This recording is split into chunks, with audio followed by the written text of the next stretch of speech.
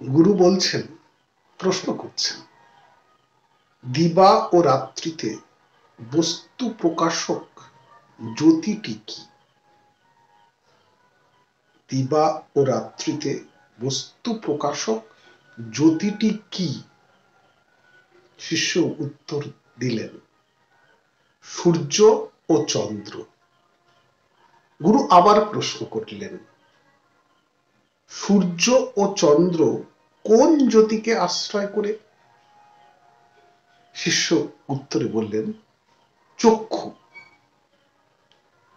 গুরু আবার প্রশ্ন করলেন, চক্ষু মুদ্রিত করে কোন জ্যোতিতে বৃত্তির দর্শন হয়? শিষ্য উত্তর দিলেন, বুদ্ধি। গুরু আবার প্রশ্ন করলেন, বুদ্ধির দর্শন বিষয়ে কোন জ্যোতি মূল? শিষ্য উত্তরে বললেন, আত্মজ্যোতি। অত ভবান পরমেকম জ্যোতিস্তদস্মি প্রভু। অতএব আপনি সেই পরম জ্যোতি, আত্মস্বরূপ ব্রহ্ম।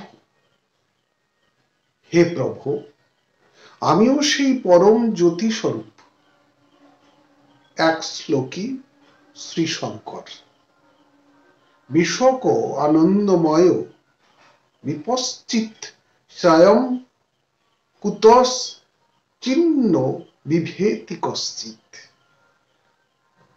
জ্ঞানহস্তিপন্থা ভববন্ধ মুক্তৈ বিনা সততাবগমম সুসূক্ষ্মম নিত্যম বিভুম সর্বগতঃ।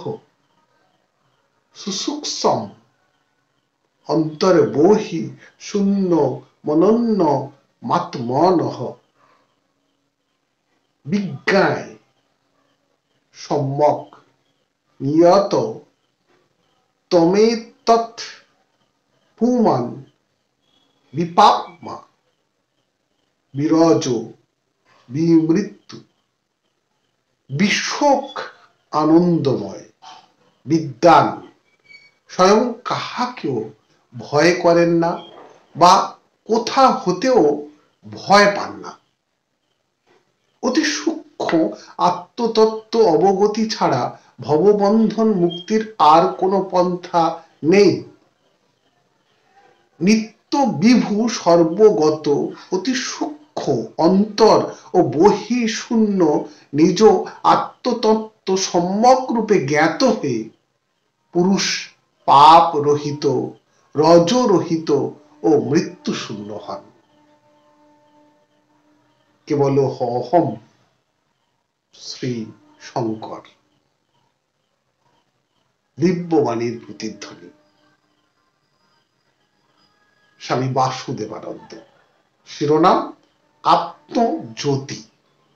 ধন্যবাদ। সবাই ভালো থাকুন, সুস্থ থাকুন, সুন্দর থাকুন।